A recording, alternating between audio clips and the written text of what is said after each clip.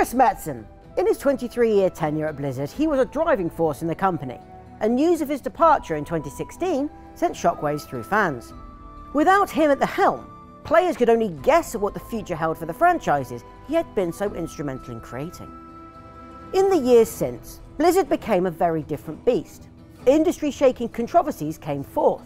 Aggressive microtransactions were placed front and centre of their IPs, and the stories that carried their various universes grew tenuous.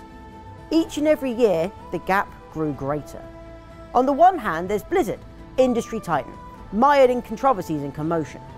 On the other hand, there's Blizzard, pioneers of PC gaming during the good old days. But now, Metzen has returned. He's taking on a position as the creative lead of the Warcraft universe. Fans are hoping for big changes and a new chapter.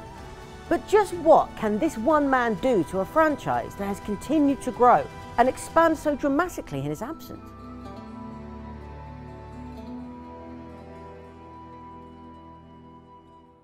So, you may have seen posts or videos of folks expressing their admiration for Metzen, making out that his input was what transcended Warcraft from just a game to a multi-generational fantasy epic. Is that true? Well, no, of course not. It was always a team effort. Was he still a big deal? Oh yeah, absolutely. There are a few big industry names who, when attached to a video game, you know good things are coming. Your Hideo Kojimas, your John Carmacks and Shigeru Miyamoto's. I'd say Metzen is about this level of a big deal. Sure, not everything these guys touch turns to gold, but more often than not, they would throw themselves into a project and turn it into something much, much more. Chris did that. Not just with a game, but with Blizzard. He's most known for his involvement with the Warcraft franchise, but he was also instrumental in the design and creation of Diablo, StarCraft, and even Overwatch, which launched the same year that he left the company. But he wasn't just a people pusher. He got his teeth stuck in. He was the Senior Vice President of Story and Franchise Development. He didn't simply delegate, he created. He wrote the narratives, composed backstories, designed worlds, and even stepped inside his creations to bring those characters to life, voicing key roles in Blizzard's games. The most notable being Thrall in Warcraft, but there were many more. Varian Rin. Victory is ours! Leorin. But I cannot be killed again. The StarCraft Marines. You want a piece of me, boy? Even Bastion. Yeah, it's hard to tell, but that's him. It wasn't just the big picture stuff. The whole look and feel of these worlds also came from Metzen. He originally joined Blizzard as an artist. He didn't know they were a game developer at the time. He assumed he was joining a graphic design studio, but decided to roll with it. It also wasn't even called Blizzard in those days. It was Chaos Studios. So he got his feet wet at the company by providing artwork and animation for Justice League Task Force.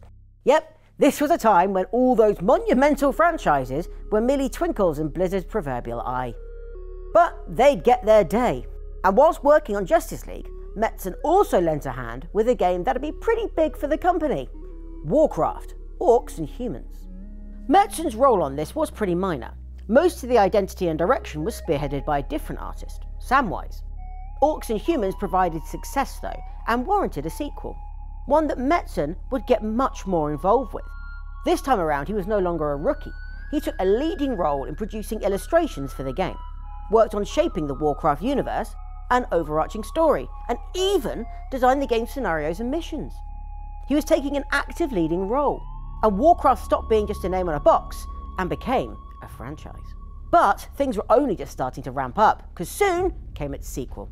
This time, Metzen was stepping up to the plate as creative director. There's no beating around the bush. Warcraft 3 was a landmark title, and Metzen was crucial in its success. He provided the game's story concept, script work, and shaped it into one of the most iconic stories in gaming. From Arthas' heinous act of patricide in Lordaeron, to Thrall finding a place for his people amongst the barren plains of Kalimdor, it was all part of Metzen's fantasy epic that would continue on for decades afterwards. But it wasn't just his direct approach that shaped the story. He was an artist first and foremost, remember. The visual style he adopted for concept art would forge the franchise's identity. There was savagery in the world and the characters. Dripping blood, primal designs, and violence were evident in all his drawings. This wasn't a whimsical fairy tale land. This place was brutal, unrelenting, unforgiving. This would be the Warcraft that people came to know and love. This wasn't about a happy ending. but the journey to get to whichever miserable fate you were destined for. But he didn't stop with Warcraft. He was also the lead designer of StarCraft. He co-created the game's extensive narrative and script, and organised the voice casting for the game. It was the same story for Diablo, and when sequels came for both games, he would throw himself into the projects with the same gusto. There seems to be a running theme with Metzen and his projects, this palpable passion and drive and excitement for what he works on. And I think there's a very simple reason for that. I don't see Metzen as some writing genius or a trailblazing world builder type. He strikes me as something simpler, just a guy who really loves to geek out. He knows what he likes, and he wears his influences on his sleeve. He's not pretending that the story is written as some form of art. He's just holding up a canvas and being like, I think this is really cool. I want you to find it as awesome as I do. You can take the work under a microscope and point out flaws all day long. The dialogue is sometimes clumsy, the arc's sometimes predictable, the structure's sometimes just a bit overdone. But he wasn't a writer, and he wasn't a world builder. He wasn't someone who joined the company with a dream of creating a rich and storied fantasy world. He was an artist. Yet he dove into these other roles just because he was also a great big geek who loved fantasy and sci-fi and wanted to create something exciting and memorable. Something that he himself was caught up in. Sometimes he jumped the gun. Warcraft fans know all too well how Thrall often steals the limelight. He's a paragon of virtue and honour, and he can do no wrong. No surprise that he's earned the nickname Orc Jesus by players. Why does everything work out for him while all the other characters are dropping like flies? Well, that's simply because Chris thinks that Thrall is the best. He loves the character. He wants the best for him, and he wants to express how cool he thinks he is by inserting him back into the narrative, often at the detriment of everyone else. This would be universally regarded as a bad move, but Metzen isn't doing this out of incompetence. He just gets carried away. Would you not want to fudge the narrative a bit to see the best for your favourite characters? Those that worked with him knew these flaws, but they were far outweighed by what he was. Someone leading the charge who was passionate and devoted and had all the excitement of a puppy in the park. He wanted the best for the franchises, and he'd do whatever he could to achieve that. So the day he left Blizzard was a dark day for many. Internally, there was an outpouring of support from current and former employees, sharing their admiration for the man. All the while, fans and players were worried about the future of Blizzard's games without this man at the helm. Leaving Blizzard was an incredibly difficult thing. Mm-hmm. I'd been there since essentially I was a kid. I think I was like 19 when I got hired. And it was my whole life, it was my identity. And it was, in many ways, all-consuming. Warcraft may have been his baby, but I think the best way to see the difference between pre- and post-Metzen Blizzard is to look at Overwatch. The game was a bit of an old pipe dream of his. He'd always wanted to create this over-the-top, goofy superhero world, and Overwatch was kind of that. Larger-than-life characters, constant impending doom, caricature villains, and catchphrase-spewing heroes. It wasn't high culture, it was just fun. He was once again creative director for the game's development. He even drew from his own solo projects, lending Soldier 76 from an unreleased comic he'd written a few years earlier. But Chris would leave Blizzard the same year that title launched. And in its early days, yes, it was goofy, it was wacky, the characters were walking cliches, but they sure as hell were memorable. And the game? Probably some of the most fun I've had in years. It had this inherent larger-than-life attitude to it, and it was all a bit ridiculous, but it worked. But as time passed, the game changed. Making a competitive scene became Blizzard's priority. Story events came in second to skin-focused seasonal period. The esports angle moved front and centre.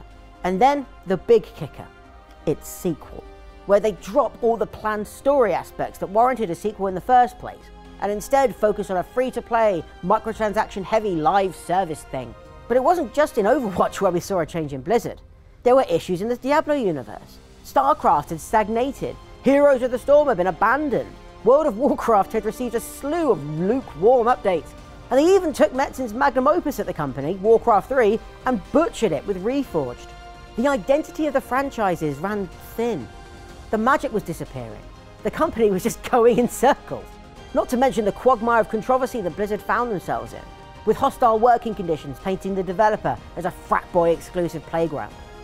To put it simply, in their games and in their company, things have not been going well for Blizzard for these past few years. But Metzen's back. Everything returns to normal, right? The company goes back to the good old days. Well, no. His return doesn't just undo all that damage. It doesn't reinstill all the faith that has been worn down in the player bases. The company will, fundamentally, keep trucking on with its same general trajectory. But that's not to say Metzen's impact won't be felt. He did return in part in 2022 as a creative advisor, and maybe there's some correlation to that and Dragonflight being one of the better WoW expansions in recent memory. But he wasn't steering the ship. The big side of his impact will be what follows it. And it's no surprise that he's waiting on the sidelines like an excited puppy once more, waiting to unveil his grand plan. For the past few years, players have certainly felt like the franchise has been going through the motions. The big bads have just felt predictable. The character arcs have felt uninspired. The direction of the narrative gets more outlandish and further away from the grittiness of the early days. Players were thrilled to get another taste of that with Classic. But let's be frank, that isn't Blizzard making magic again. They're merely rekindling the flame from decades ago. The flame that Metzen originally fueled. The franchise has become sprawling. It's so far removed from the source material and incomparable to Warcraft 3. But maybe with Metzen back at the helm, things can scale back. Maybe there'll be a return to the simplicity, the savagery of a war-torn world, a cast of a few key, interesting characters, quality over quantity. Not something that checks every box, but something that goes back to the original base quality. Simply a fantasy world that the creators find awesome, and they'll do everything to make sure you see it the same way. Maybe the franchise can go back to its roots. Maybe they can muster some of that same passion and energy that transformed Warcraft 3 from just another RTS game into a modern fantasy saga. But Blizzard as a whole will keep on going the way it's going. Metzen isn't going to stop the microtransactions and greedy business strategies because, let's face it, that's just part of gaming now. The glory days are gone, and hoping that the franchise feels as it did a decade ago could just be living in the past. We don't want the franchise to constantly be the same because that's stagnation. It's less about what it is and more about what it makes us feel. If Warcraft can reignite those old emotions, the things that make us step back and do a "holy crap, that's awesome," Metzen will have brought something key back to the franchise. He won't be taking a step back with things, but reinstalling its base values. And that could spell a very exciting future for the franchise. For veterans, it's a return to experiences we long thought gone. And for those who missed out on the glory days, a second chance. To be part of a world that was riveting and dramatic and ruthless and just as awesome as Chris Metzen wanted us to believe it to be. And maybe, just maybe, he can do the impossible. Maybe he can fix Warcraft Reforged. Though on second thoughts, maybe it's best we just leave that be. We can bury it over here with Heroes of the Storm, yeah?